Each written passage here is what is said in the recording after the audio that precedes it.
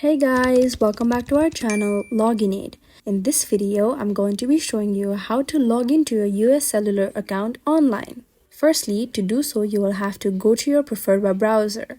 Here, I'm using Safari for now. Then, on the search box, search for www.uscellular.com and then press enter. This will take you to their website. UScellular is a regional wireless carrier operating primarily in the United States. UScellular is known for its reliable service, customer-focused approach, and commitment to expanding connectivity in both urban and rural areas across the United States. Before we log in, you have to make sure that you have created an account before.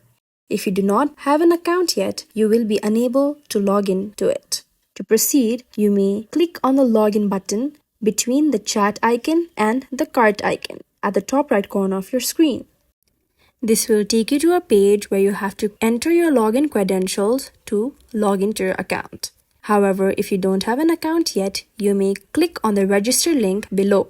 If you are a prepaid customer, there will be a separate procedure to log into your account. To log into your prepaid customer account, you will have to click on the login here link right below the forgot username or password link.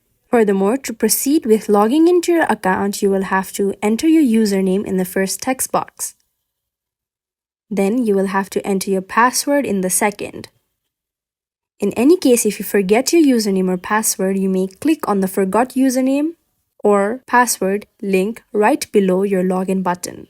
Once you make sure you filled in both your details correctly, then you may click on the box right below your password text box to make sure UScellular remembers your username for future purposes as well or future uses as well. After making sure you filled in all your details correctly, then you may click on the login button right below the remember username box.